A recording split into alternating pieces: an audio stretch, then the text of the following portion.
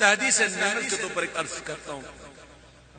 کسی نے خواب دیکھا کسی کے بارے میں، وہ جس کے بارے میں خواب دیکھا وہ بس بغداد شریف سے حاضر ہو کر آیا ہی تھا اور یہی عرض کر کے آیا تھا، یہ شعر پڑھ کے آیا تھا جو پڑھ ابھی. کسی نے دیکھا کہ وہ شخص ایک جائے نماز میں بیٹھا ہوا ہے اور اس کے سر پہ ایک ہاتھ ہے، ایک بزرگ کا ہاتھ ہے، ایک نورانی بزرگ ان کا ہاتھ ہے. تو کس نے کہا کہ کیا ہے؟ تو کہا یہ غوث پاک کا ہاتھ ہے.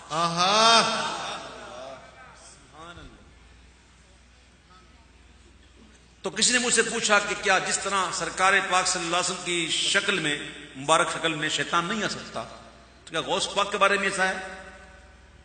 کیا نہیں آ سکتا؟ تو میں ایک کتاب پڑھ رہا تھا، اخبار الاخیار، اس میں حضرت خواجہ نظام الدین اولیاء محبوب الہی کا ایک واقعہ لکھا ہوا ہے. شیخ محقق نے لکھی ہے. ایک ان کے دور میں ایک شخص تھا جو ولیوں سے ذرا ناراض رہتا تھا اور مانتا نہیں تھا ان ولیوں کو، کچھ سمجھتا نہیں تھا ولیوں کو.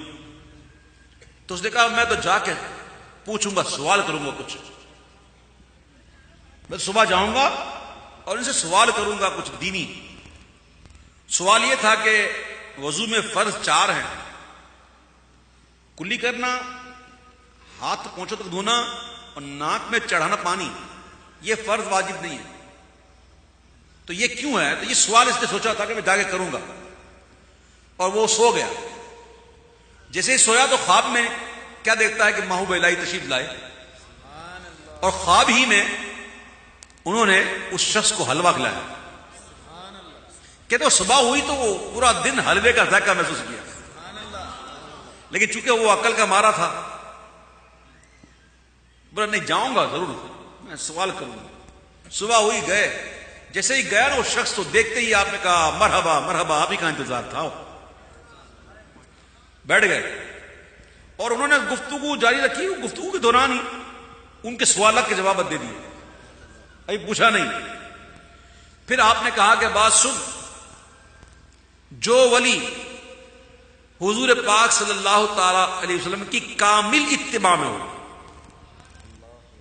اس کی شکل میں بھی شیطان نہیں آ سکتا. اور غوث پاک کو سبحان اللہ، سبحان اللہ، ہیں ولیوں کے ولی. بے شک. یہ شعر تھا کہ نظروں میں صدا رکھنا عبید رضوی کو،